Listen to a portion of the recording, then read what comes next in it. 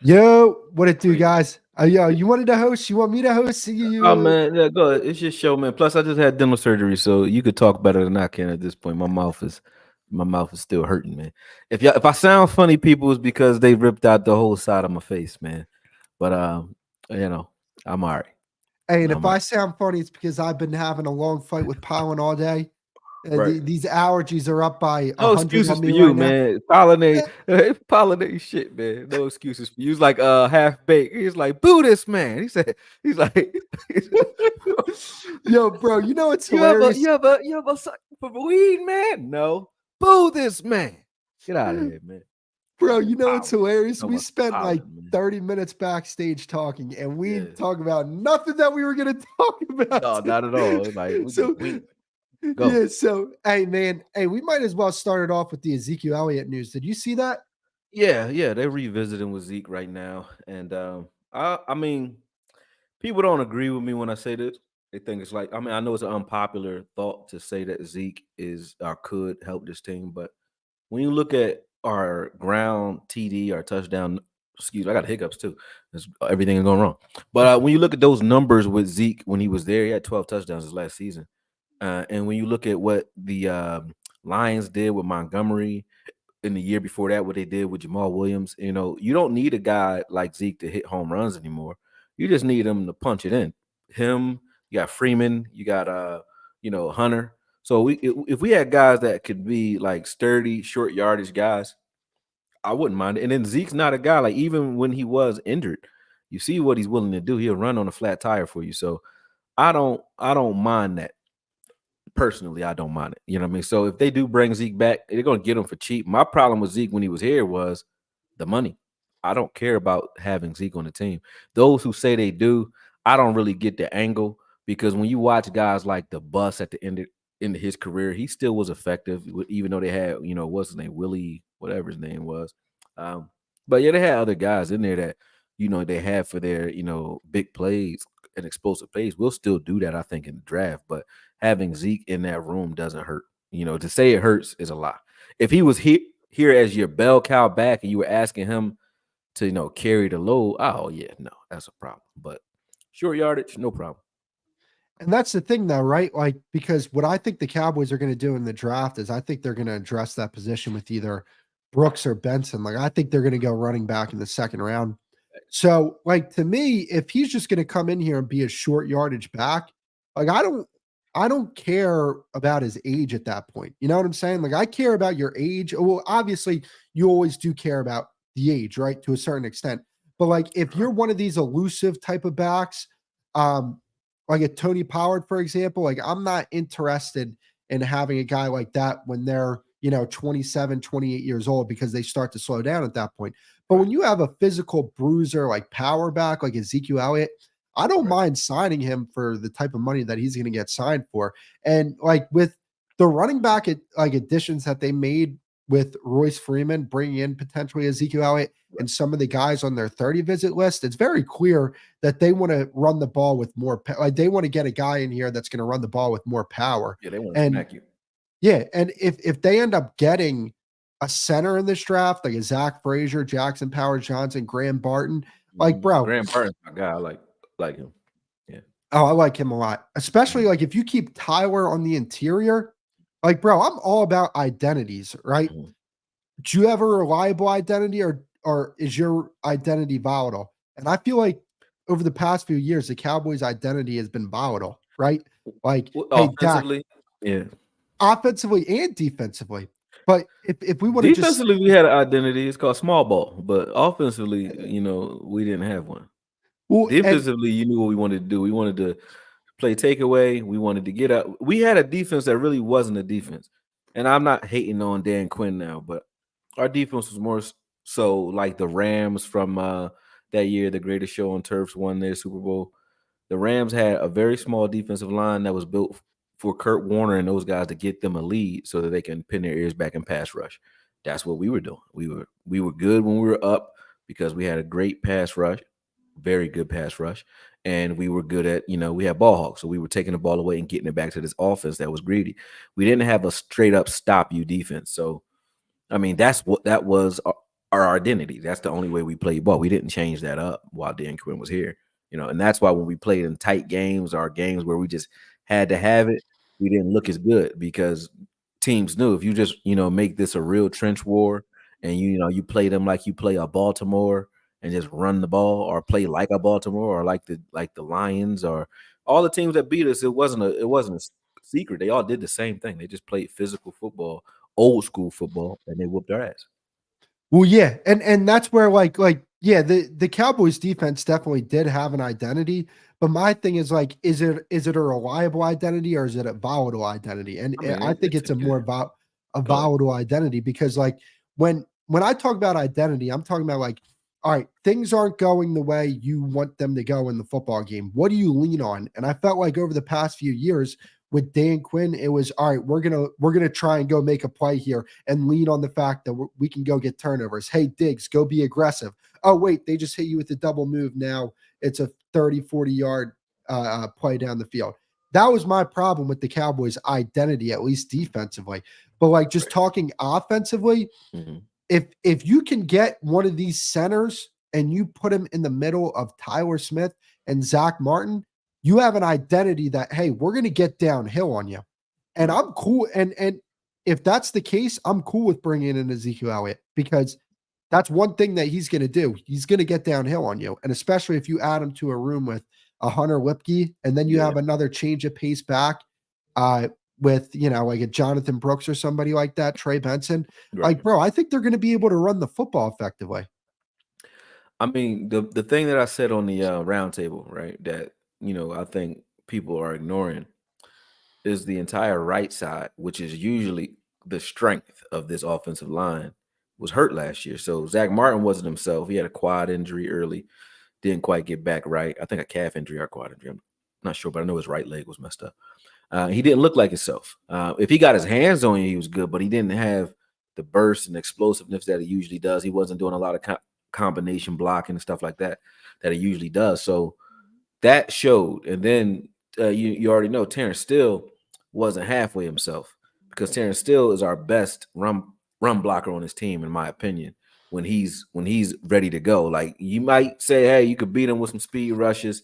His pass rush skills maybe B-, B+, something like, I mean, pass protection skills B+, B-, whatever you want to say in the B's though. But he's an A when it comes to run blocking. He'll take anybody he blocks, he pushes them out of the picture. So when you look at that, and then you couple that with the fact that Tyron Smith had reemerged, Tyler Smith emerged as an all-pro. If both sides of that line with Biadasz in the middle were still healthy, we would have been moving the ball easily on the ground. I think that was the biggest problem, is like we flip-flopped. First, the left side was kind of a shuffle. You had Tyler Smith that was a rookie the year before, and then you had Tyron Smith that was hurt. So the left side was shuffled around. The right side was solid. Last year, it flip-flopped. The right side wasn't solid, and the left side was good all year. So I think now we can put both those sides together. Like we have if Zach Martin's having a good off season, and Terrence Steele, they usually say 2 years removed from your ACL injury, you come back to form. So if Terrence Steele can get back to form this year, I don't think it really matters. I think if you look at Terrence Steele, a healthy Zach Martin, and a healthy Tyler Smith, with the okay center and an okay left tackle, I think we're okay. I wouldn't say that's ideal. We still need to get one or the other in the draft. That's a stud. But if I'm guessing, I would go for a Graham Barton as center. I would go for a good center, because you get a smart center. Graham Barton plays 5 positions. You get yourself a smart center who's cerebral, who understands what everybody on the line needs to be doing, like a Jeff Saturday type guy. To me, you can live with slide protection and helping a guy like Austin Richards or whoever you have at left tackle. I think that's what I would do. So I'm not that scared as everyone else is. I've been watching and listening, but I haven't been participating because it's like I said, there's a lot of stuff been going on, but off off the scenes. But at the end of the day, I'm not scared though. That's why I didn't jump into it. It's like everybody, fear mongering right now. Like I don't want to curse out my own content creators talking all this scared talk, man, because it's not that scary, man. It's a lot of teams with offensive lines that don't have the 3 guys I just named, don't have guys like that, and maybe have one. You know what I mean? So we're okay. I think we need a good center, and then we can figure out the left tackle situation. I'm not sold on Austin Richards fully, but I think there's more to him than what people gave credit for. I do not believe that the entire draft last year was just trash and they just were butts. I don't believe that. I think Deuce Vaughn is better than we give him credit for. When you watch his film, the film don't lie. He's better than you give him credit for. We just didn't design plays for him. I think Austin Richards is solid. I think Mazi is solid. I even think Shoemaker will be okay. But I just think we mismanaged talent last year when it came to the draft. So that's actually a blessing in disguise, because we got all those young guys plus whoever we draft this year all coming to form at the same time, hopefully. Well, and think about it like this, right? Like if you get a Powers Johnson or one of these guys, Barton, one of those centers, and they're like Creed Humphrey for you, like what Creed Humphrey was his rookie season, now you have one of the best interiors in football. Like, if not the best. Like, Tyler Smith is going to be one of the best. I think he's going to be first team All Pro this year. He was second team All Pro last year. I think he'll be first team All Pro. You keep him at guard, because if you look at my breakdown on Tyler Smith coming out of college, he hasn't changed. He's a guy that got a lot of penalties when he was in college because of his footwork. He doesn't have great feet, but he's very strong at the point of attack. So Tyler Smith is one of those guys. Yes, he could play left tackle pretty well, because if you try to bull rush him or do any type of power, anything to him, and he gets his hands on you, you're done. But in space, you can get him, So I would say don't even stress him out that way. Let him get great at his position. Leave him at left guard and dealing with bigger guys who are slower. That's what he's good at. I'm not worried about somebody, a defensive tackle, outpowering Tyler Smith consistently. You might beat him a rep or two, but you're not going to do it consistently. You know what I mean? So I'm ready for that. Yeah, no. And I mean, like, look, my thing is this, like, when we go back to identities, right? Like, that is a reliable identity. Like, hey, we're in a playoff situation. Let's just say Dak's struggling to start out the game. All right, run the football on the interior. Run behind those guys. Run behind 73. Run behind whoever the center is going to be, and run behind Zach Martin. And I do think Terrence Steele will bounce back. And when you look, bro, if you add a reliable center on top of Tyler Smith, Zach Martin, and Terrence Steele, that's still a top 10 offensive line in football. Right. I mean, I think the thing that the Dallas fans, there's always been a disconnect between the Dallas fans in the Dallas Cowboys front office. You know what I mean? There's our draft analyst specialist, Foots the King. You know what I mean? You know what I mean? He right Okoye, on what's time. going on, brother? He right on Y'all- time, man. What's up, Foots? Can y'all hear me? Oh yeah, we can hear you just fine, man. Nice. Cool. I hear you. Yeah, I can hear you. Yep. I just had dental surgery and I'm on codeine right now. So if I seem off a little bit, a little foggy, I am foggy. But I need to be because they ripped a piece of my gums out, man. That shit is fucked up over here, man. I only one tooth, but my wisdom tooth was impacting one of my teeth that was in the back, and it was like I kept on getting these migraines and sharp pains like right here. So they just yanked that joint out, man. And then when he yanked it out, he's like, I'm just tapping to see if you're okay. And I'm like, bro, you pulling more than teeth out. He gave me the tooth. I said, can I have it? He gave me the tooth. It was all this pink shit on the tooth, man. He pulled a whole piece of my gums out, man, stitched me up. So my mouth was crazy right now. But yeah. But anyway, we were just talking about, just to give you an update, Foots. We were just discussing the fact that the Cowboys offensive line, some of the stuff that we discussed on the roundtable, the Cowboys offensive line right now is in question due to the fact that we're asking, like, is Terrence still going to come back to form? Zach Martin as well. They both were injured last year. We discussed that. And then how well would they be? This is what Chris was just talking about. How well will they be if they added a quality center, even without, going out and drafting in the first 3 rounds a left tackle? How good would they be in that scenario? So what are your thoughts, number one, on that? And then 2, what centers do you like? And do you think that's a good strategy? I'm sorry to like take over the hosting too, Chris. I'm not asking questions. No. You can have it. I turned into Brian Gumble and shit. I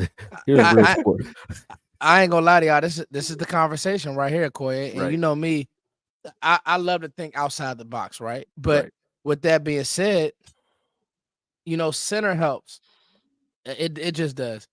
Sky broke it down like this, and I've been pushing receiver because I think that I still am very high on this receiver class. But stack wise, go ahead. Only for you asked him about the center, he go right to receiver. I won't write the receiver. but no, and in all seriousness, center is a need. You can't go into this year with Brock Hoffman. That would be like really. Brock, man. I mean, we just don't know. We don't know Okoye, and if you want to get a blue chipper there, you get a blue chipper there. And if you have the ability to trade back and get a blue chipper, then you get a blue chipper. So for me, it starts. My center stack is kind of different than everybody else's. I have Zach Frazier just a hair over. Let me look at my stack. Make sure. Where's my interior line stack? I have Zach Frazier just a hair over Jackson Powers Johnson, but it's splitting hairs. I just think that he stays just a little bit more square throughout the whole block. But I think who's a stronger player and who's more of a mauler is Jackson Powers Johnson. I think that technique wise, I probably give just the edge to Frazier. And with Powers Johnson, what you see is him just obliterating dudes. The thing with that is, for me, with O linemen that are too aggressive at times, you don't want them to end up being Trevor Penning, who was a guy who I remember him coming out. He got drafted by the Saints. He hasn't really hit because he was so aggressive. The technique part never caught up. But go ahead. But the question is this, though, right? So even though we need a center, with centers being, there's a couple of them, right? Because you named a couple of, and you didn't name what's the kid's name? Graham Barton, I think his name is. See, Barton. I look at Barton before you go any. I look at Barton as a center, but I just look at him as an interior player because the truth is, listening to yesterday, fellas, they like TJ Bass. I'm just telling you now. I think we should get ready for TJ Bass starting somewhere on this offensive line. I don't know how that's gonna work, but so with Barton. I didn't even mention Barton because I don't have him making it to 24. I have him graded in that realm. The one who's interesting, Okoye, who I'm starting to hear rumors of possibly falling, is Troy Fautanu. It's Troy Fats. Vach talking about him too, yeah. So he's the one. So now, when you start talking about if he falls, you got an even different conversation because I feel like your left tackle.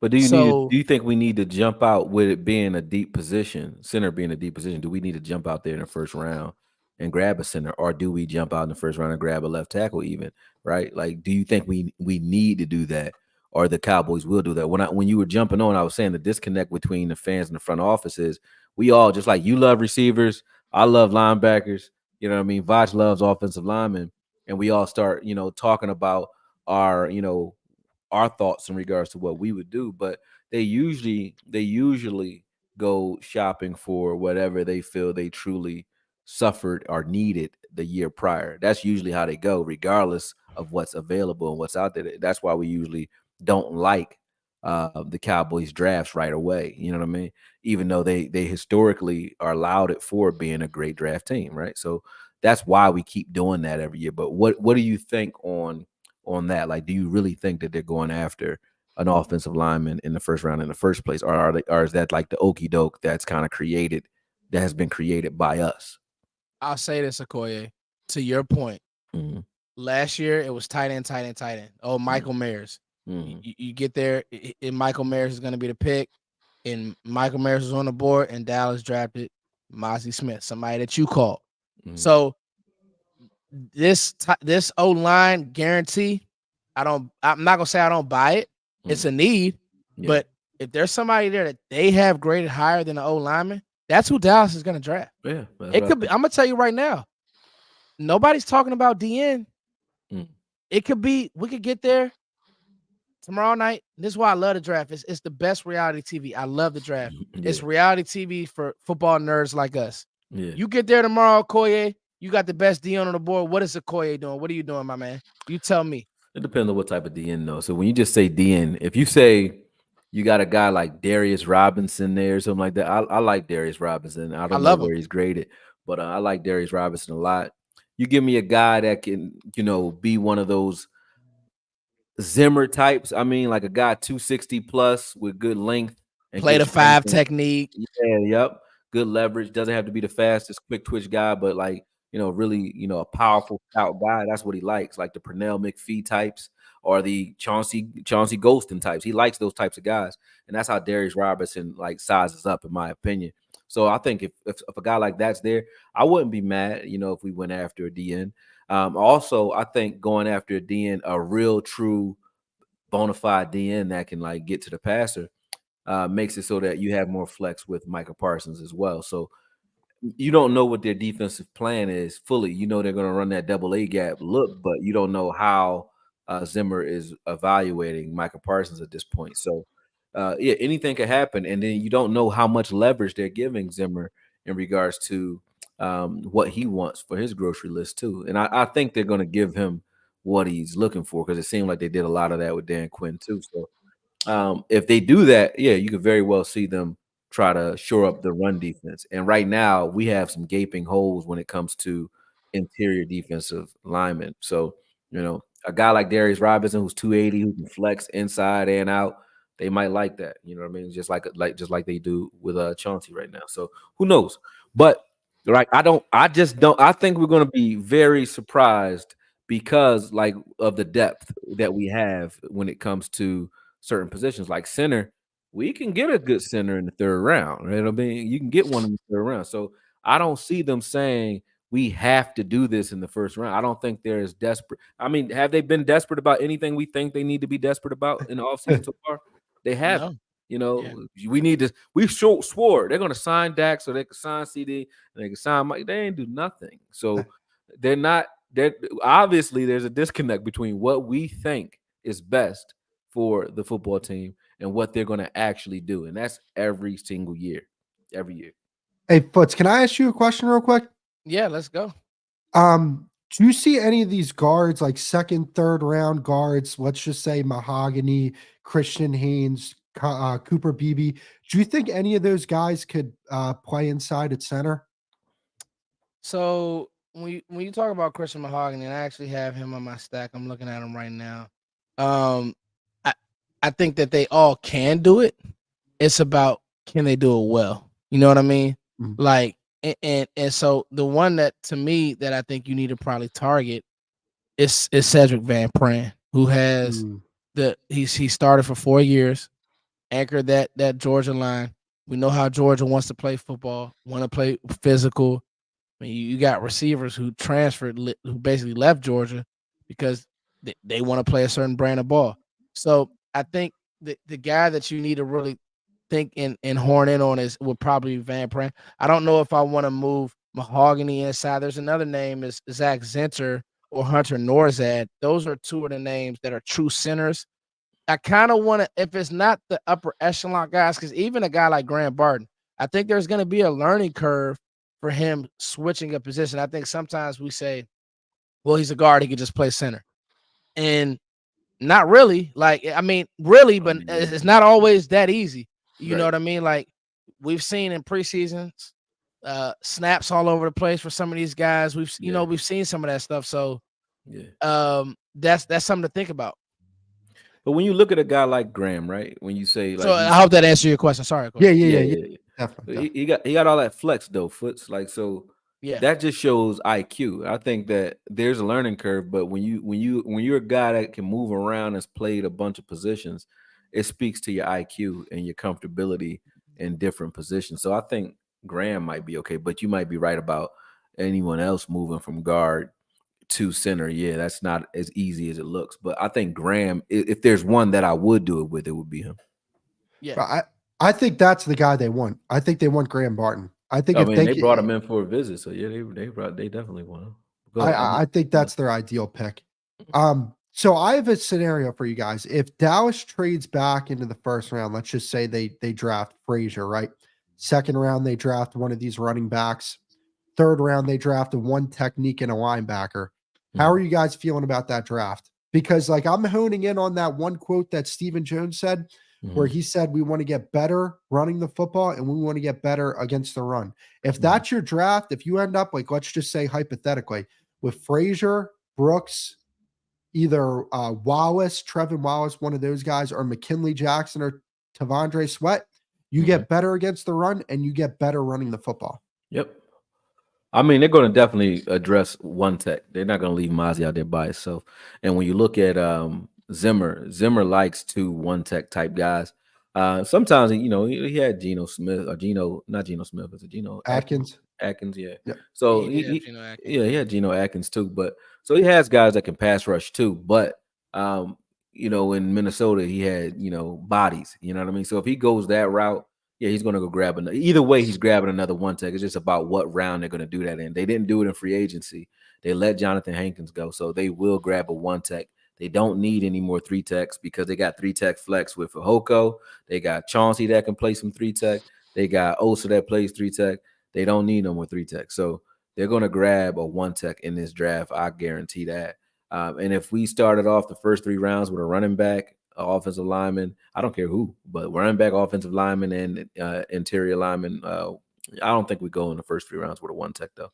I think you could find a 1 tech, a good quality 1 tech in the 4th, 5th round. Like you can still get that.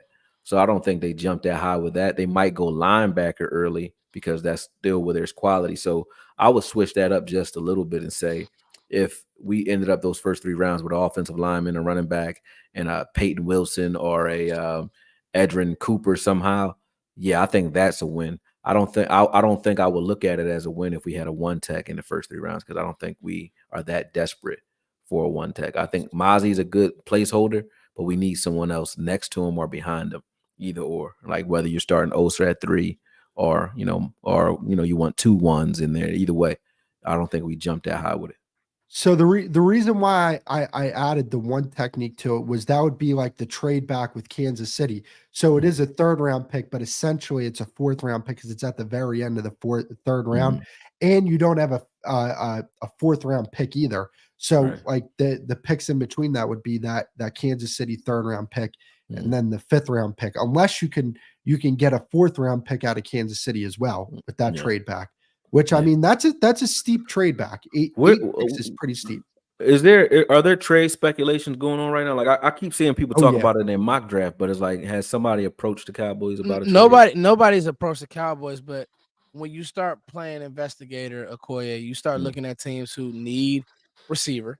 Let's talk about Kansas City. Let's talk about the Bills and teams that may want to come up.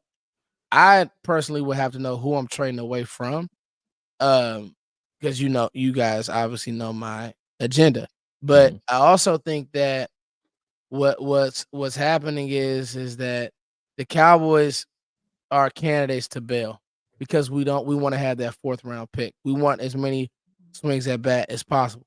So I think that's kind of where that's getting tied into. But I think I'm kind of just team, man, standing pick. Now, can you re-ask your question about the linebackers again? Oh yeah. Go ahead. It wasn't my wasn't question. really he was asking a question about the first 3 rounds. He was saying the first 3 rounds. Okay. He was saying if you finish the first 3 rounds, it doesn't matter who you like, right? But if you finish it with, a solid offensive lineman, a running back, and an interior defensive lineman. And I was just saying when linebackers came into that conversation while you were off, it was because I was saying I don't see the Cowboys jumping up in the first 3 rounds and grabbing an interior lineman in the first 3 rounds because you can get a quality 1 tech. And I know we're going to get a 1 tech, but you don't need them in the first 3. I think if you're going to go first 3, it would look more like offensive lineman, running back, linebacker. You know what I mean? In the first 3, I think that looks better than saying, just to me. Yeah. So what I meant was like if we trade back with those first 4 picks, we go center, running back, linebacker, 1 technique. Mm-hmm. No, that's good. Yeah. Like to me, I think that makes your run defense and running the football on offense better because let's just be honest, like we could talk about all the names that other teams added and what we didn't add. Bro, this team is so damn talented the way it was. Talent is not the issue with this football team. It hasn't been the issue with this football team for years. They have not been able. See, here's the thing. Dak Prescott has developed into one of the most cerebral and well-rounded quarterbacks in football, right? Yeah. So ever since he's developed into that, they haven't been able to run the ball effectively, not to the extent where it's like you look at a team like Detroit where they lean on that run game and they can build play action off that run game, right? It's nothing like that. So like I look at the addition of an efficient run game to this offense and automatically your offense gets better at that point. Like I'm not a guy who looks at, all right, look at all the talent we added. No, what are you adding to this offense? Oh, we add John Stevens to this offense. Now we can be better throwing the ball out of 12 personnel. Or, hey, we actually can run the football effectively. Now that adds another layer to this offense that we didn't have, and you're a better football team because of it. And I feel like that's where fans are kind of missing the point here, where they just look at Philly and they just say, oh, they added all these names and, they added a 28-year-old running back with 3 injuries. It's like, nah.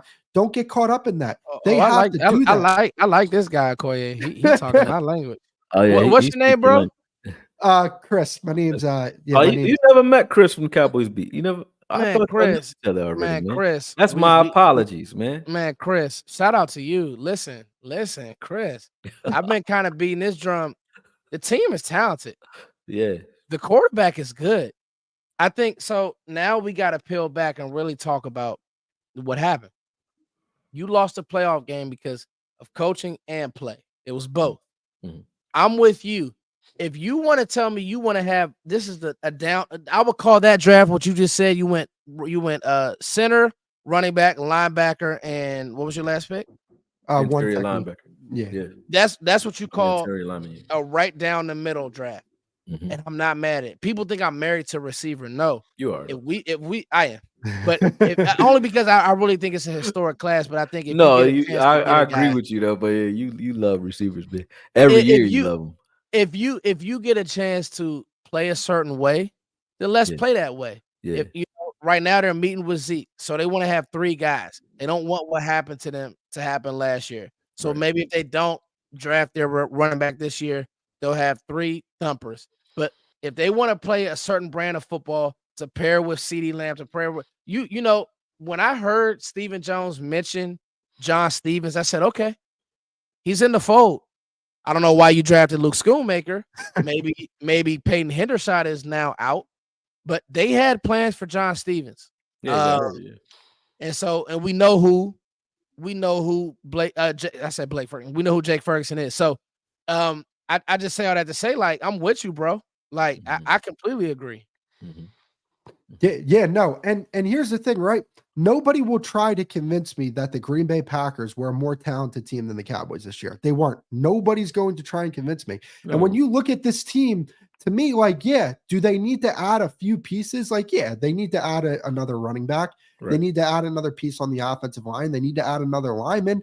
But outside of that, like, if you're telling me we're going to be able to run the football more effectively next year, and on defense, you're going to play a more disciplined brand of defense where it's not penalties and crucial situations. That to me, and personnel usage to me is key for this team, right? There's no reason why we should have Jer'Zhan Curse at deep safety one play and then him at Mike linebacker the next play. I mean, both positions are not for him. Like, he had one role, that's the third downs. You wanted to bring him in as a specialty guy to shut down a tight end. Cool. That's about all he should have been doing. Maybe he was a great blitzer too. I like Jer'Zhan when he was coming forward blitzing, but put him at linebacker. You know, we've talked about that. We beat that dead horse so many times, man. But this team itself, just using the personnel the way they're supposed to be used, watching their reps and saying, what does this guy do well? Like, when you watch Chauncey, whenever he gets in the game, he's wrecking shit. You know what I mean? So watching guys and saying, hey, let me put you in position to do what you do well in certain situations, I think that's all we were missing. And actually running out there with real linebackers. Like, I don't think that obviously we're not as bad as everybody's acting, because we were still 12-5, right? But we are even better than we advertised at that 12-5 if we just played linebackers and stop allowing the defensive line to stunt whenever they want. If you stunt when you want and you have linebackers that can't hold up and can't shed, you're going to have the problems that we had. So I think we get better just by having Zimmer here. We're already better. I think people are still feeling the burn from the Green Bay game. I know you are, because you just brought it up, Chris, right? People are still feeling that, and they're not forgetting it until we snap that first snap this season. But I think we're already, right now, before the draft, better than we were at the end of last season because of Zimmer. Zimmer doesn't allow his defensive line to play, like you said, Foots, undisciplined football. So they're not going to be out there all over the place. He teaches leverage and aggression and just violence. You know what I mean? So those guys are, and then you got Gunther there too. So you're gonna have those guys, two gapping, stacking and shedding and doing what they're supposed to do. And then on third downs, maybe they get loose with it. But he's not a real razzle dazzle, try to trick you type of guy. You know what Zimmer's coming in there to do. And that's what I really like about him. It's just like, you just don't know when he's doing what on the back end.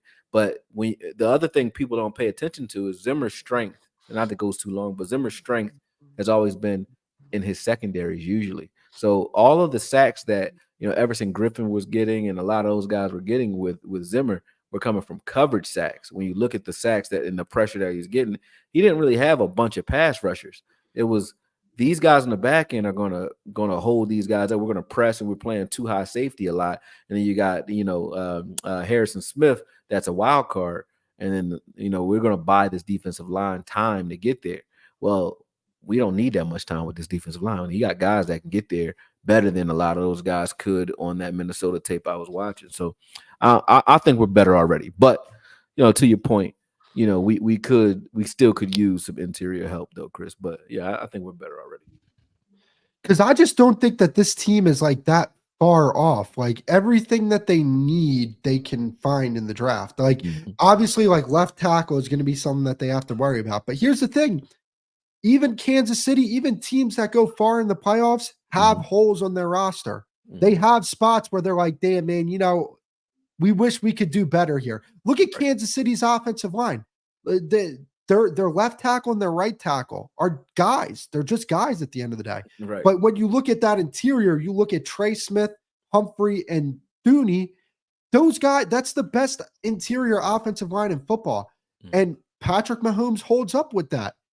So to me, it's not like, I understand that, ESPN wants to talk about how this team's not going to be anything because they lost some players that they'd have never heard about or overrated in the first place.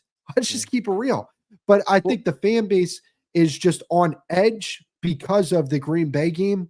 not understanding that there were some fundamental things that happened. And I think a lot of that happened on defense.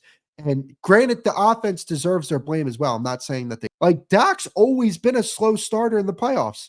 That always who he's even in the Tampa Bay game, Dak started off slow. But guess what? He got his feet under him and he had one of the best games of his entire career. You know what I'm saying? Like if the defense can hold up, I think we'll be straight come playoff time. I think you have to account for sweaty Dak and sweaty Dak, nervous Dak, and it's not. This isn't a bad thing. So I don't want anybody to say what it is. You need to be able to. It's you need to get Dak hit, but you also need to be able to say, Dak, turn around, hand the ball off. Let's dump the ball off. Let's get you in the game. Yeah. What happened this year, unfortunately, was by the time he finished his first cup of water, you were down 14 points. Yeah, and so the pick. Him and CD aren't on the same page. Mike's, consoling CD, and it's by this point, it's just it's a mess. So I think that if you can clean, like you said, you clean some of that up, you get an interior. I'm not mad at you. You ran the ball the best in the world when you had Travis Frederick as your center. So getting a real body, be honest, was just light. He's a good positional blocker. He was fine, but he was little, and so like that's when you dealing with Hankins, not even Hankins, but when you're dealing with, name the D tackles that we got to play in the NFC East, all of them. Carter, you got to deal with Dexter Lawrence. You're gonna have to deal with both the studs up in Washington. It's hard to get movement. Well, Jackson Powers Johnson can do that, and I think that Zach Frazier, he doesn't have that level of power, but I do think that if nothing else, he can at least he'll be more of a rock than what Biotis was. And so now when you start talking about some of that stuff, I see what you're saying, Chris, when it comes to, okay, let's get this interior right. But here's the deal. Here's the only caveat to that.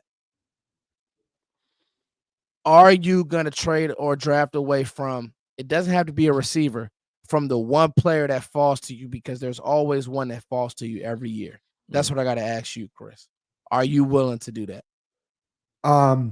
Yeah, it really does depend the player, right? If it's a Fatanu, if it's, Graham Barton, I'll take him out of the equation because that's like the easy answer. Like, yeah, I'm not going to trade away from that.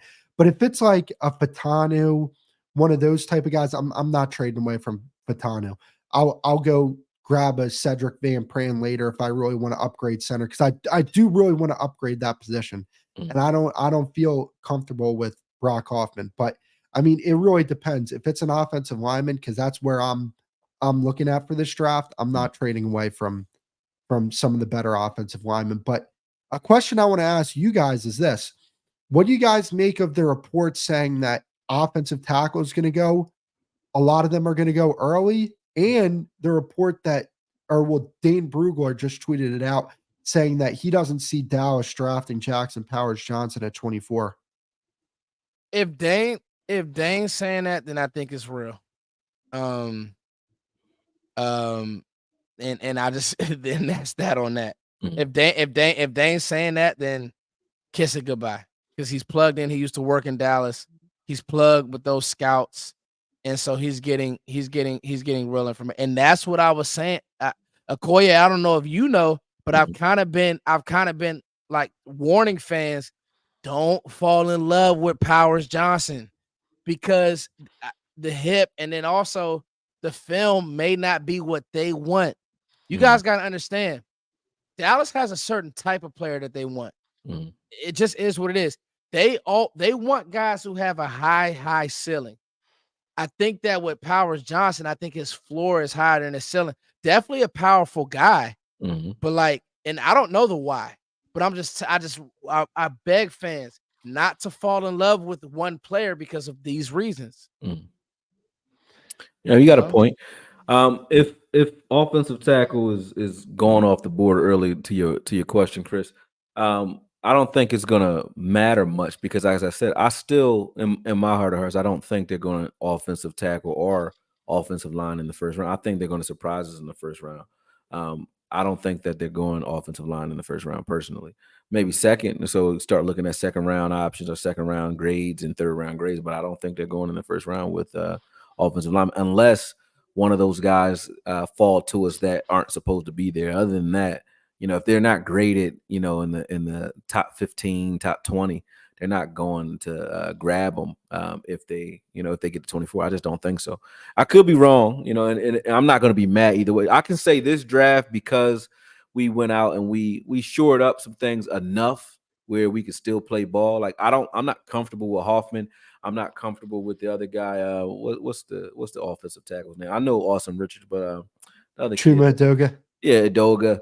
I'm not comfortable with those guys, but it's a reason they signed them so that we're not like, we definitely have to do this. You know what I mean? So I look at that and say, okay, when the Cowboys do that, that's because they're trying to put themselves in position to take the best players available, and they're still in a position to do that. Even when you look at the linebacker room, we don't know if Micah Parsons is playing linebacker or not. We know Kendricks is here, so they might not even be caring about linebacker right now the way we think they should, because you got Overshawn coming off of the red. He's going to be in a red shirt year, but still playing. You still got Clark here, and then you got Kendricks and Parsons that's going to be part-time in the linebacker room. They might not be looking at that high either. So the Cowboys could like shake up everybody's mock draft tomorrow, because I don't think that they're looking at the draft the same way we are, because they never are. They never have. So I think that's going to be that's why it's going to be interesting to watch tomorrow. It is tomorrow, right? What about Laiatu Latu? I think that'd be a home run. That's the name. That's the name, bro. Like, I want to say that, like, man, like if he's there, I just think that you can't, like, I know you need linemen. I get it. But good teams don't draft away from those type of players. No. Yeah. You just don't. Thank you. Sorry, fellas. No, you're good. No, I'm dealing with allergies. This is fun, Chris. Yeah, because this is why I know AKOYE is more on the pro side. I'm more on the scouting, the scouting side, and I warn fans because I knew this would happen, and that's a bomb you just dropped on me. I actually just went to go look at the tweet, but I mean, it's really not a bomb because I said don't fall in love with these guys. I've been doing this long enough to know everybody who you think they're gonna pick, they're not. Right. They're not. And if they pick Laiatu Latu tomorrow, that is a home run. I get the medicals. It is scary. But when you talk about some of the things that you could do with Laiatu Latu and Micah Parsons on the same team together, now there is no excuse to not play Micah Parsons at linebacker. You can play him at linebacker if you want to. And that addresses a need. Like, getting Laiatu Latu can address a need, because I do believe, me personally, that Micah Parsons is at his best when he's in a position to make plays. And off ball, on the line of scrimmage, but even still, like third down, you got Micah Parsons on one side, or stand him up in the A gap, have Sam Williams on the other side, Laiatu Latu. You're never going to get an argument from me with that. Yeah. Hey, good. Hey, and you already have the corners that you have. You have Diggs, you have Bland, you have guys who can hold up in coverage. You have Jordan Lewis, who like he reemerged last year. Look, that was a very good signing for what they paid him. They paid him pretty much nothing. So I mean, overall, like I want offensive line, but I'm not married to anything. I would be upset if it's a cornerback. I can't lie. I would be upset if it's a cornerback. I don't think they're going. They would be crazy if they went and got a corner in the first round. It's not necessarily the position per se. It's just the players that I think are going to be available then. I think that there's going to be you got Bland and Diggs and Jordan Lewis, and you jump out in the first round with a corner. I think it sounds crazy. I wouldn't do it. I don't think they shouldn't touch anything in the secondary early. Like I said, well, my voice is going crazy. This codeine is in, man. Listen, linebacker is I think something like, depending on what they're doing with Micah Parsons, is a position that they may covet. Interior lineman. I don't see it even being an edge, even though I agree with what you're saying, but I think Sam Williams can be that guy. And I don't think that both Chauncey and Osa are fighting for the 3-tech position. I think they're gonna move Chauncey around, and I think Chauncey may be playing some edge as well. Even though he's not a pass rusher, he's more of a run stopper from the edge, but still from anywhere. But still, I don't think they'll jump out with I like Laiatu Latu though, but I don't think they jump out in the first round with him though. So here's my question to you guys. Edgerrin Cooper, how much different is Edgerrin Cooper from DeMarvion Overshown? Very different. Yeah. Okay. Well, okay. Let me push back on that a little bit. Yeah, I think they both win. I think they both win by running to the ball, and hitting. The difference is, see, I gotta be honest, guys. When they tweeted out, and when Steven's talking about, we want to have more backers on the field and all this type of thing, I think they look at Overshown in a tweener role. But I mean, I gotta be honest. I want a true Mike. That's why I'm so high on Junior Colson. People don't like Junior Colson, and you're not wrong tonight. Not like Junior Colson, but he's a green dot guy. He can run the defense. He can play in the middle of your field. I'm telling you, AKOYE, I've been watching this kid. I've watched every Michigan game this year, every single one. That's why the JJ McCarthy stuff. I'm glad we don't need a quarterback this year. I'm like, I got a second, third round grade on JJ McCarthy. Love the guy, but Michigan was loaded. But every year, you just bump up a quarterback. But that's another conversation. But I do like Edgerrin Cooper. I just feel like for this defense, Junior Colson is what we need. I disagree, man. The reason I say that because, and I know that went off because I know your question was about Overshown. No, I get you on that. But when it comes to Overshown versus Edgerrin, number one, I think Edrin's far more. Overshown's a slasher type. He's still a striker, but when it comes to block shedding and just versatility, Edge is definitely, like, his film just stands out to me because you get some of the things you like in a Peyton Wilson, which is just explosiveness and tenacity, but he also moves around and also he moves around like Peyton Wilson as well. But I think as far as like when I looked at his film, I think it was I think they were playing Alabama. I'm not sure where they're playing, but I know it'd be like a 5-hour video. You guys could go back and watch it. I did a 5-hour video on it with him in it, and I think they might have blocked it. I don't know. But Edge is like, he's a force on the field. Like, you can't block him. I'm looking for the guy that can't be blocked. When all things go wrong, he still can make the play. He's that guy. When you said green dot, I love the fact that people keep throwing green dot around because that's the reason we had Curse on the field, because he was a smart green dot guy.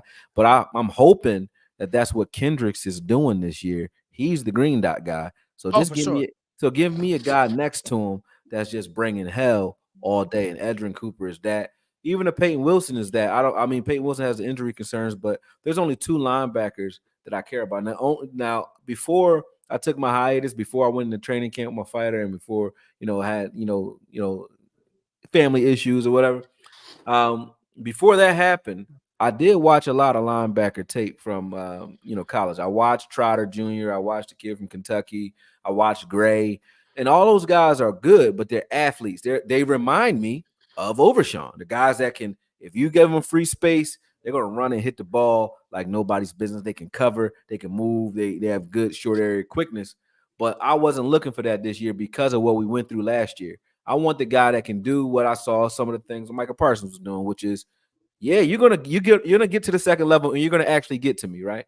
But you still can't do shit with me. I'm looking for that now. And only 2 guys I saw that had that and that I want, and that's Peyton Wilson and Edgerrin Cooper. They both are unblockable and they can shed blocks. All the rest of those guys, to me, I wanted the linebacker that looked like a man amongst boys, not just another guy that's good on a good team. You know what I mean? And both those guys had that. So that's why I'm saying, like, Edge, to me, he edges out Overshown because of his ability to just get rid of guys. You can't block him. You can't block him. And he can hit like Overshown, but you can't block him. But he can pass rush. He can do a lot of different things for you. And that's probably a guy that if they trade back, that's probably a trade back candidate right there. Or if they're wiped out. See, my question to you guys would be this though. What's the likelihood that they get wiped out? Because when you go through this draft, there's a very real possibility that 5 quarterbacks are off the board, 4 wide receivers are off the board. There's offensive linemen that were never going to be in our reach in the first place. So right there, you can talk about 13 guys that are off the board already. Right. When you think about it like that, Right. what do you think that the likelihood that we get wiped is? Oh, Well, it's strong. If you're talking about from what the players we want, Yeah. oh yeah, at tackle, shoot, you're not. I'm gonna tell you right now, the tackles that you want to be day one ready, not a chance they make it to 24. yeah. Not a chance, Chris. I'm gonna tell you that now. That's already being reported, and this is so early on in the process. Again, AKOYE, I told people, do you want a guy who has a? People got to understand, Tyler Smith's learning curve wasn't as steep as people think. He already played left tackle. He was a left side player. He literally had one fault. It was just hand usage and penalties, which came from hand usage. Feet were clean. Yeah. Power was exceptional. You're talking about strongest guy in the room. And then people got to remember, he was going to transfer. If he didn't enter the draft, he was going to transfer to Alabama. Like Nick Saban wanted him at Alabama. So you're not going to get that this year at 24. Because people are coming up to get linemen, because line play, you got to think about how many teams lost quarterbacks. Line play was bad in the NFL this year.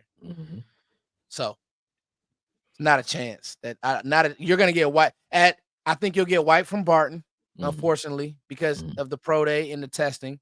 You'll get wiped from Barton. And honestly, what I see happening, don't quote me on this, but I see a guy like Jer'Zhan or Latu falling. And that's when you'll have your decision. Yeah, if it's one of those guys, I'm cool with either one of those guys. That's why, like, Butch, you're definitely right when you talk about don't fall in love with certain players. Don't even fall in love with certain positions. Because if tomorrow Latu or Jer'Zhan ends up being the pick, there's going to be fans that are like, oh, well, it's not an offensive lineman. Okay, but you're getting a really damn good football player. You know what I'm saying? Like that, if one of those guys is the pick, that's the equivalent to CeeDee Lamb in 2020, in my personal opinion. Absolutely. And good comparison. When CeeDee Lamb got picked, I never jumped that high ever since I was in high school. You know what I'm saying? It's been a while since I jumped that high. That's how hype I was when CeeDee Lamb was there. And, you know, I feel like with this team, it's just about let's add great football players to this team. And if that's an offensive lineman, that's perfect. We need an offensive lineman. If that's a wide receiver, that's a wide receiver. Hey, look, I wouldn't complain if it's a wide receiver. If it's a defensive end, I wouldn't complain there either. You know, it's like I feel like people need to go more into this with an open mind compared to just shooing themselves into a certain position. Because, you know, look, is it going to be unpopular if they don't take an offensive lineman? Like, yeah, it's going to be unpopular. There's going to be a lot of opinions about that. But at the end of the day, if they took the best player on the board, I can go to sleep at night saying, okay, I feel good about this pick. Yep, and that's what they're going to do, most likely. So Foots, bro, I'm right on board with you with a lot of the stuff you're tweeting about, just the team building philosophy with this team. Where do you think, like, yeah, definitely. Like this next season, do you think that they could be a better team this upcoming season than they were last year? Oh yeah, I do, man. I mean, so like me personally, I don't have the doom and gloom. If you've seen my tweets, you kind of know, like, I don't have the same doom and gloom as everybody else. And I get people's concern. I do, Chris, but I don't have the doom and gloom because I say this, I've been coaching youth football. I coach on a battle circuit, so we play a lot of big games. And some of these kids are going to be playing Power 5 schools. These games aren't played in March. There's actual coaching, development, camp, this, that, and third that has to happen. So when you get these guys, the Cowboys have a decent building. Say what you want. We've seen Nolan Smith and this, that, and the third go to Philly. Oh, they're going to be great. No, they're not. They weren't. Nakobe Dean. No, they weren't. They weren't. Everybody says last year's draft class wasn't great.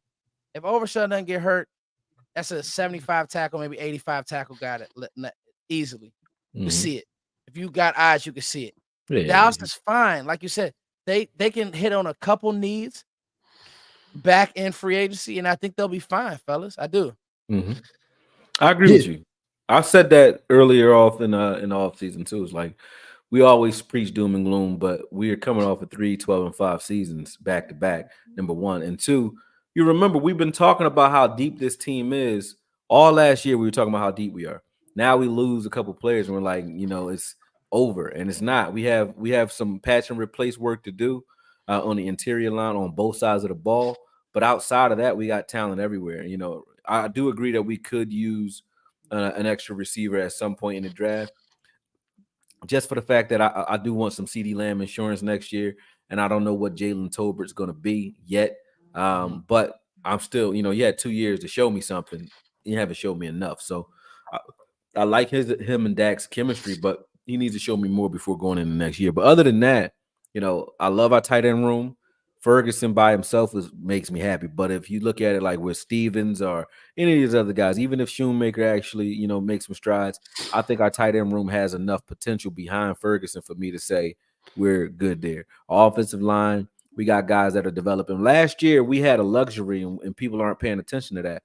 You had 5 starting offensive linemen, and then you had a guy, TJ Bass, that was on the bench. You had Austin Richards, who didn't get any tick. You had Chuma Undoga as well. We had about 8. We were like 8 linemen in. You know what I mean? 8 linemen in, like that could play. Meaning, like they might not be the greatest man to man, but they can play. Man for man. I mean, but they can play. So a lot of teams don't have that luxury, and we had that. So when you look at that and we talk about how deep this team was, yes, we can be good and better this year. I think that we were better last year if we managed our personnel. Like I said earlier, if we managed that better, we were already better than we were last year.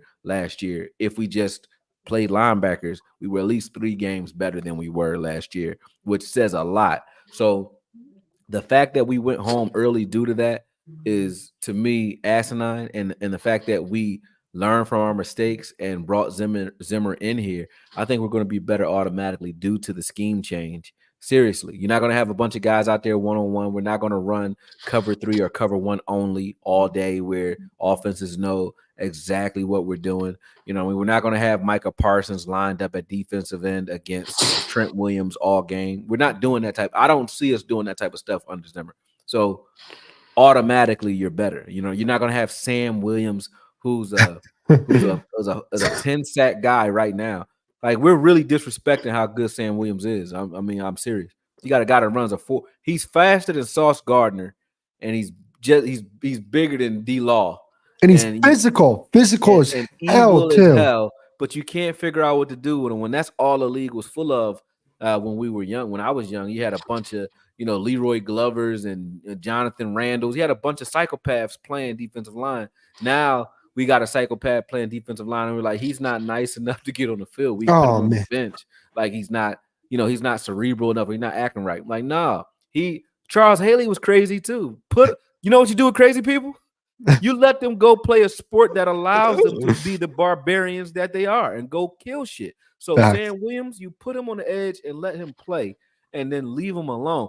Everson Griffin was, quote unquote, had mental issues as well. And I'm not saying Sam Williams does. Nobody ever said he does. But Sam Williams is a wild man.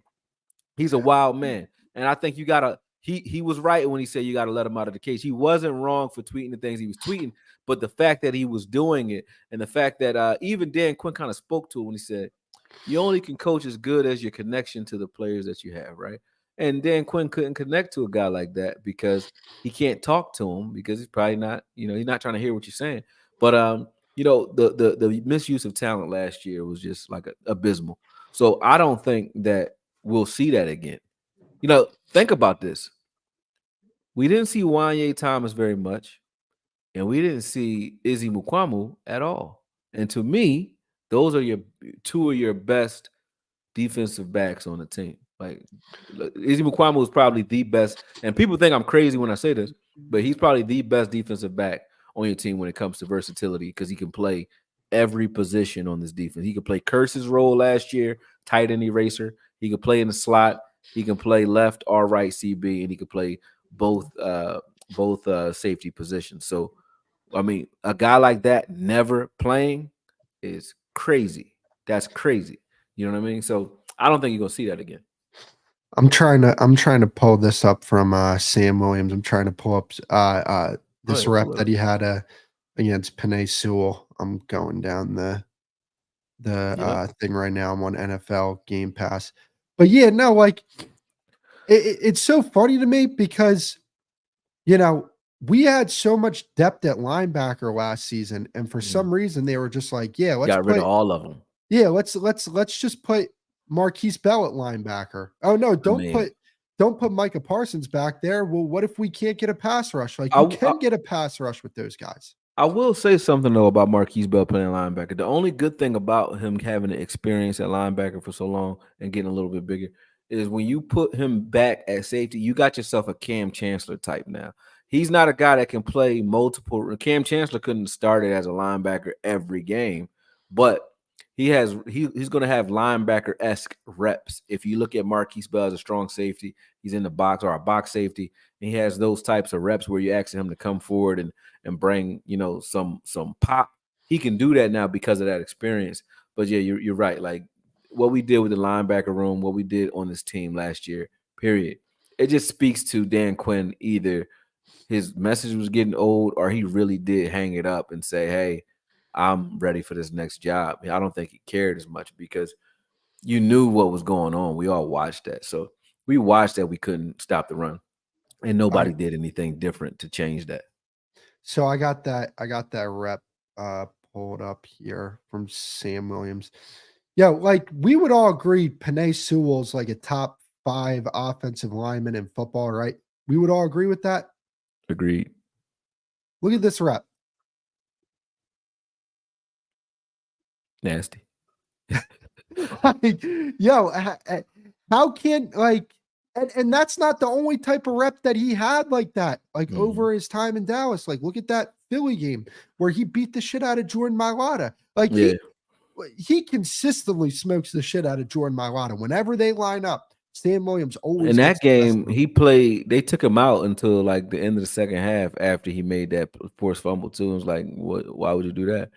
But even when people in the chat are talking about his discipline, 5 of his 8 fouls or flags came on special teams anyway, where he shouldn't. I mean, I like the fact that he can run down and be a gunner, but that's not what he's supposed to be doing anyway. So I didn't care about any of those penalties, although they hurt us in 2 games. I didn't care about that. I said put him at defensive end and let him go wreak havoc. When you were going for, that's all we were talking about. We were talking about like Izzy Mukwamu not playing, Wanye not playing, like a lot of guys that were talented that didn't get a chance to get on the field. I don't think he's going to see it again. Sam Williams included. Like they're not really giving enough credit to how good he really is. Like he's a 10 sack a year guy if you let him play easily. And what that one play, now I can laugh at it because it's so far in the rear view. The block attempt that Sam Williams had in Buffalo is hilarious. Yo, that shit was hilarious. Like now looking back on it, that the season's over and we ended up winning the division anyway. We weren't gonna like get better seeding in the playoffs, even if we would have won that game. Now I can go back and laugh about it. But let me ask you guys this. I think Dak under Mike McCarthy, year 2, I think he's gonna put up 40 plus touchdowns next year. I think Dak's gonna have an incredible year. And but no sound. No, nobody can't hear you. Foots. I'm good. I'm sorry, fellas. You're back. No, here's the thing with Dak, right? He's one of the best quarterbacks in football. He deserves to get re-signed by this football team. Aaron Rodgers, who to me, just from playing the quarterback position, one of the top 3 people to ever play the quarterback position, will go on the Pat McAfee show and tell you how good Dak is. How good Dak is at playing the position. But then you'll log on to Twitter and some goofy guy named Tom Stakes will try and tell you. Don't say his name. I don't know why you even said his name, bro. Don't give them dudes no tick, none. I don't know who you're talking about, bro. I'm just bringing up an example of some random Philly name. You know what I'm saying? A guy like that will try and tell you that Dak Prescott is a average quarterback do people understand what average quarterback is? Average quarterback is Jimmy Garoppolo. If you think that Dak Prescott is an average quarterback, you need to rearrange your thought process. If you think the Cowboys are an average football team, are they a great football team? No, they're not.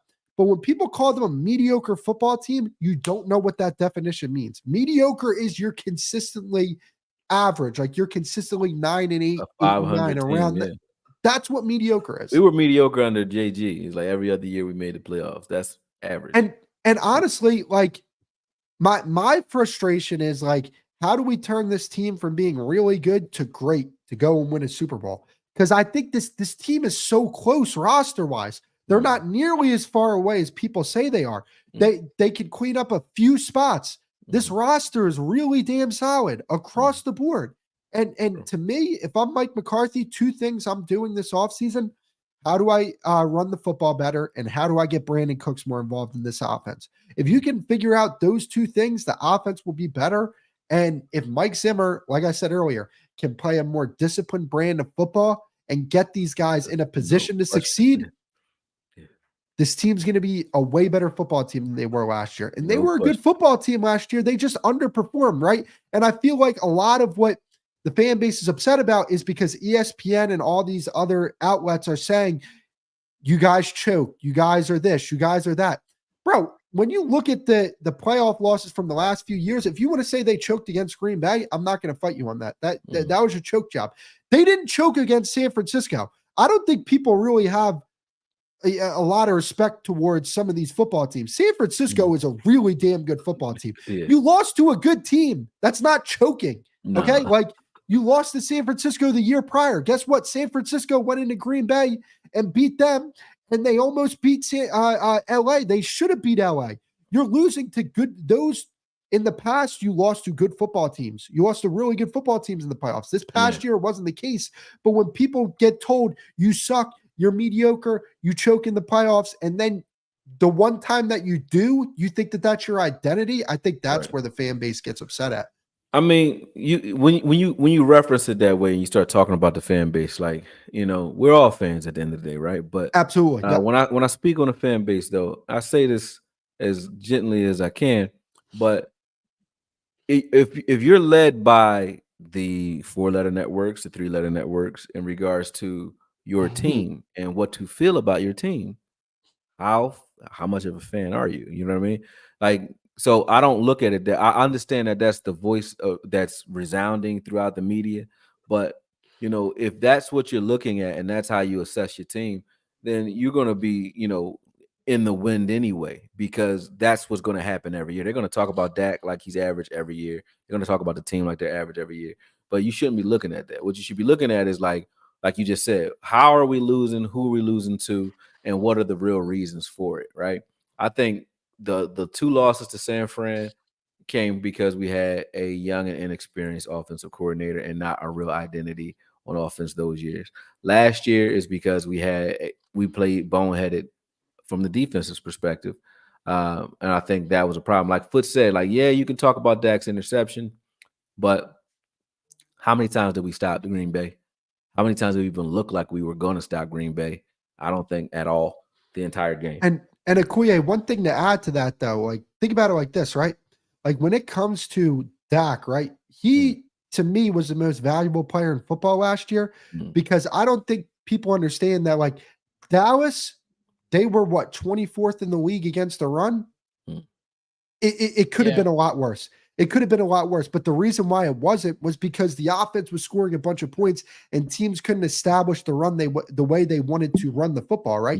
Like, I talked about it all the time. Like, they're a one-dimensional offense, and which is why it's funny that people want to move on. It's a one-dimensional offense, and you want to get rid of the most important part of the offense. And the offense was the best defense, because when the offense was putting up points, that unlocked the defense's strength. But when the offense wasn't putting up points and Dak was playing bad, that's when you saw games go completely left. We got to reestablish the run game. Go ahead, Foots. No, I think that. I gotta. This makes me grind my gears. I think what happened was a travesty, because Mike McCarthy's a good coach. Dak Prescott is a damn good quarterback. Yeah. I really do think Dan Quinn let us down.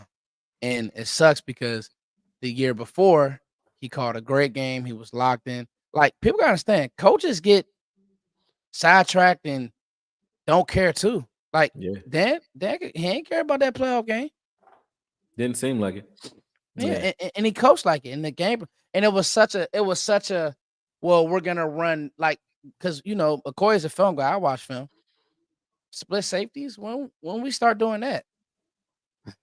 Micah spot dropping when you start seeing stuff like that, and it's like when you see guys in zone and they don't even know how to, like when you watch KC play zone. Sorry, Foots. When you watch KC play zone versus the way we play zone, like you have zone where you're gonna drop into your zone and you just you're basic, right?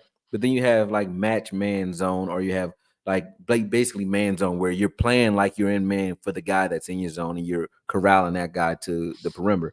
When you look at that play that you just talked about, Foots, where you like Micah dropped in coverage, it was him, Curse, and like two other guys all in the same area, just standing in their zone, right? mhm. Well, when there's nobody there, turn your head or get your head around and go look for something to do because there's nothing for you to do here. There was nothing. They didn't have active feet in those zones. So that's all coaching. They don't even know how to play zone. So I don't even know why you would call any zone plays. They don't. It was obviously they don't know how to play zone. Like they don't. They were just standing in the area, and that's why guys were getting wide open like that. But like as you said, Foots, coaches get tired too. But go ahead, finish what you were saying. I don't want to get long. No, I'm not. You good, man. This is a great discussion because I just think that that doesn't mean that the team is doom and gloom and bad. I mean, the reality is, it is looking like okay, Dak in moments does look goofy, but at this point, that wasn't on him. Now, other moments, okay, I may, but Dak was the best player on his team last year. Dak and CeeDee Lamb. He ran the offense. If you can get to a more balanced game plan, I would honestly like to see a Detroit Lions attack, but that's why I wanted to draft a running back last year. And so I would like to see a Detroit Lions attack. Right. And Dak can you gotta remember Detroit didn't even really have a great defense last year. Right. They were just able to sit on the ball. And if you made mistakes, they would just lay on you. So that's kind of like how I feel, man. I mean, that's why I said the doom and gloom and the whole this team isn't good and we didn't sign every free agent. I mean, I don't understand that because we're gonna look up, and it wouldn't surprise me if Derrick Henry's a wash. It wouldn't surprise me if Saquon Barkley's a wash. All these guys that people love and this, that, and the third. Okay, let's see how it looks. Live bullets, and let's see it. Yeah, exactly right. And Foots, remember, right after that 2022 draft, Twitter went ablaze. They're like, oh, because this is one thing I want Cowboys fans to stop doing. Stop comparing your team to the Eagles. They're run completely differently. Dallas is draft and develop. The Eagles are draft. Oh shit, we can't develop our guys. Let's go sign a bunch of outside free agents. That's what they are. So in that 2022 draft, when people are like, oh, they got Jordan Davis and Nakobe Dean and this guy, the Cowboys wiped the floor with them with that draft, right? Man. They drafted two all-pro guys. They drafted Jake Ferguson. Shit, they're undrafted free agents in that class were probably better than their entire class. Wanye came out of that draft. And Marquise Bell. Yeah. And who else? Last year, Philly didn't draft well. Yeah, exactly. Like, that's what I'm trying to tell people. Like, they what's the crazier thing though? With some of this stuff. We are talking about Philly still, right? And we won the division. We won the division. They flamed out. Still talking about Philly. And not only that, when you look at the moves that Philly made in the offseason, what does it speak to? When you look at Kellen Moore coming in here, right? They didn't like Kellen Moore because of what he did in LA, obviously. They like him because of his history in Dallas, right? So they went and got a guy who understands Dallas, understands Dak, and obviously they want some of that, and they also want some extra information they think they can get from having a guy who's familiar with the Cowboys on their roster as an offensive coordinator. So they went out and got a guy who came from here as an offensive coordinator. So that showed that they're trying to keep pace with us, not the other way around. Then when you look up Vic Fangio, same thing. He's supposed to be the the guy that confuses Dak with the two high safeties, even though Dak's kind of gotten over that last season. But he's supposed to be the guy that confuses Dak, and they went out and got him too. So they went out and got coaches that are built to confuse or to give information and infiltrate sort of some of the things that the Cowboys have a history of doing, right? That shows you who's trying to keep pace with who. So when you look at that, it's like obviously they're teaming up to or building up to beat us. Even Dan Quinn going and taking a job within the division. Why do you think Washington want Dan Quinn as a head coach, right? Because he just came from here, right? So it's like we don't even know how to look good when we're the guys that they want to beat. Like we're the team to beat in the division until we're not, right?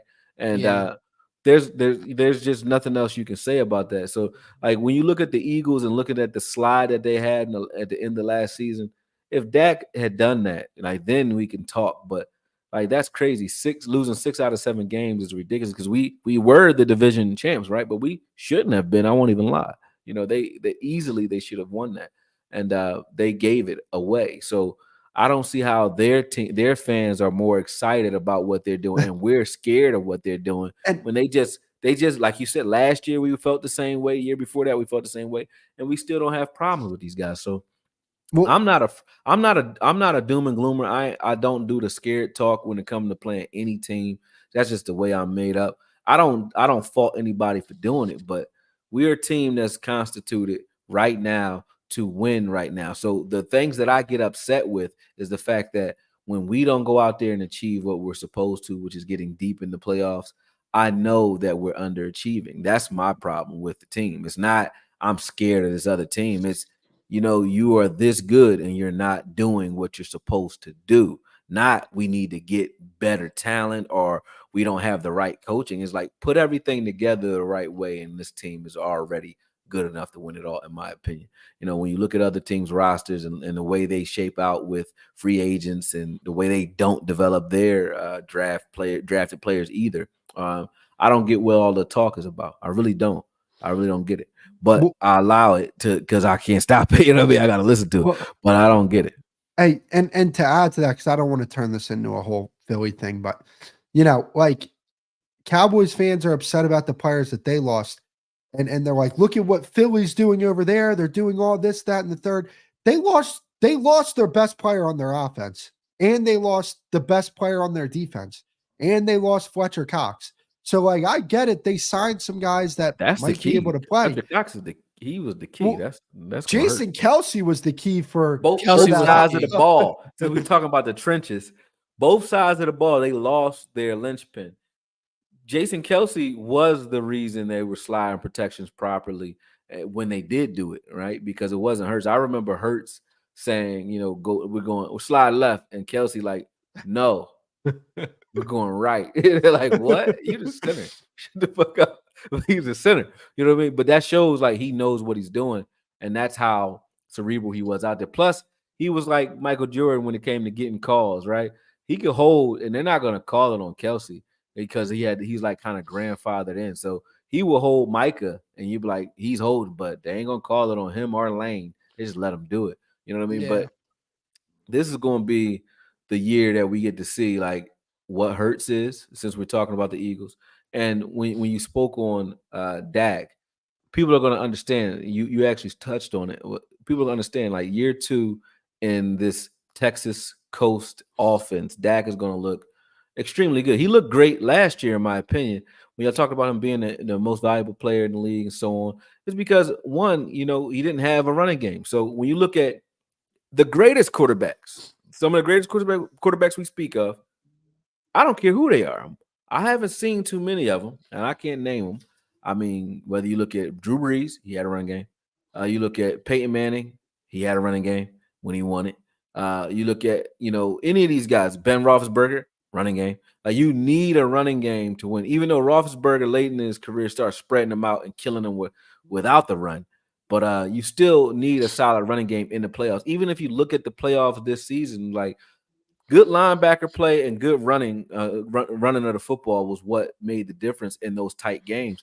It was a lot of defense going on in the playoffs. It wasn't quarterbacks going out and lighting it up for 500 yards or 400 yards or 300 yards and saying like that's why they won because they had a superior quarterback. They had to make the plays that they needed to make in the end.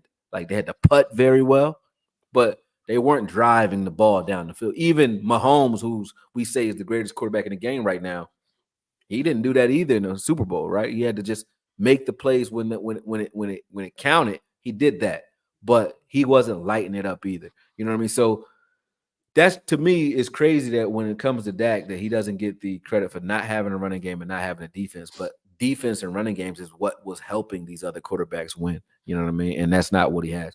But you know what I mean? Like I know you're about to rap, but it's just like, you know, it's just crazy that we still having this conversation. To me, it's like there's no, and I've conceded the point that there's never going to be a time where the Cowboys are not talked about as if they're average or ass, and Dak, because he's the quarterback of the Cowboys, even when he wins the Super Bowl, it's going to be because, like, if Zeke come back, it's going to be, well, he had to get Zeke back to do it. You know what I'm saying? If it's a run game that does it, you know, or a defense that does it, like Dak didn't do it, he's not going to get the credit that he wants. So don't even ask for it. It's not going to happen.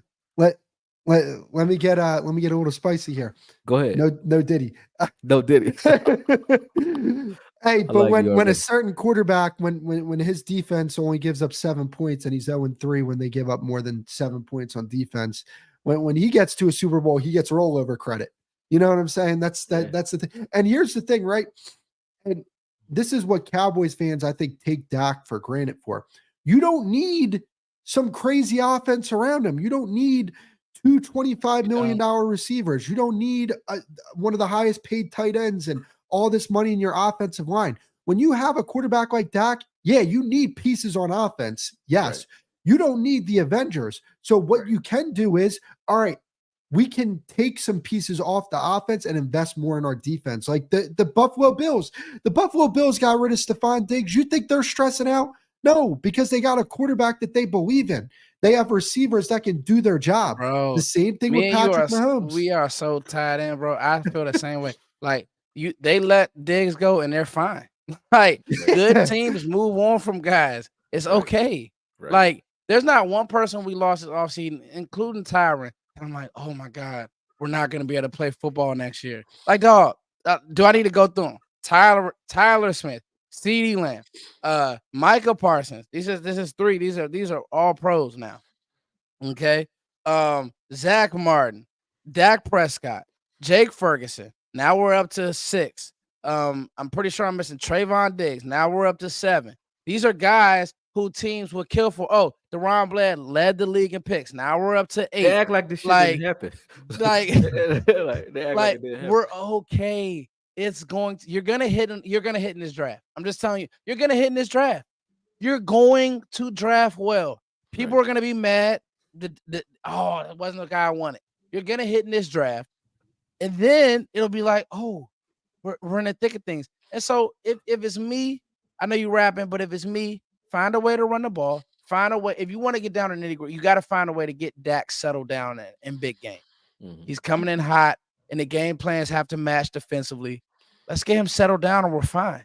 Run the ball. That's all. Hey, can I ask you guys this question? It's kind of like rhetorical questions, but how many games did the Cowboys win in 2022?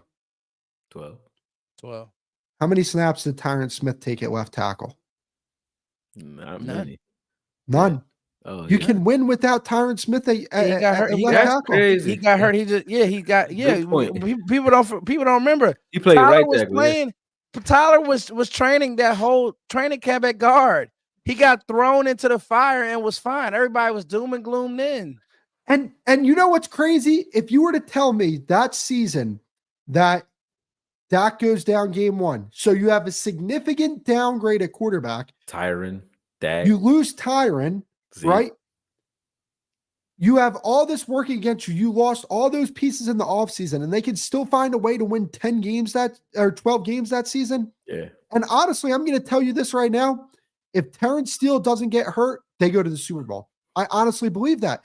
Because when we saw with Tyron Smith, the level of play he had this year, and Tyler at left guard, you're talking about upgrades, like substantial upgrades at both of those positions on top of a better right tackle. Your offensive line was going to be stupid that year. And if they're healthy, I think they beat San Francisco, and we already know they beat Philadelphia that year. Yeah, facts. Great point. Thanks for having me on, y'all. Yeah, likewise. Hey, definitely. Hey, Foots, I appreciate you for coming on, bro. Yeah, I'll be on I've the been a next fan. Okoye to do. Oh, go. I'm sorry, Chris. I've been a huge fan of your work, bro. I've been a huge fan of your work. Hey, I even listened to your music, man. I was listening to. I told you. Yeah. Hey, because what is it? Because you were hopping on. I was like, yo, I'm gonna listen to Vitamin C. I watched them on Twitter because they be having a Dragon Ball Z video. They always got a different video on, but I watched the one where they was doing a little music mix up with the Dragon Ball Z in the background. Let me tell y'all something, man. Okoye, he too flattering. He did an actual interview on me, man. That was so dope, bro. Like he did really. It's really my brother, Chris, and you, Chris. Anytime, shoot me. I don't know what's your Twitter handle, because I'll make sure that I shoot you the follow back, bro. Because all the content creators, I want to make sure that we all pushing together. Oh, so yeah, just shoot me that, or I'll have Okoye do it, man. Because I'll shoot it over. I'm a fan, bro. It's Cowboys beat. Hey, I appreciate you. Yeah, I'm more so on TikTok. I started about like 3 years ago on TikTok, so. That's an avenue. I was like one of the first Cowboys creators on TikTok, so I got like a little bit of a head start. Yeah, he got some juice over there. He being modest. He got juice over in TikTok. Okay. I see what's going on. He being humble. Okay. I got a little bit. You know when the white dude be like, I'll do a little bit. You're like, yo, he's loaded. I do all right. Like, get the fuck out of here. Send me all the info, fellas. Thanks for having me. I'm gonna jump off, y'all. Yeah. All right, stream. Appreciate you. We got all the super chats. We out of here, man. I gotta go get some painkillers, man. I'm out of here. I'm over here dying, so I'm smiling, but I'm kicking the shit right now. It's hurting, but I gotta go. All right, stream. All right, sit.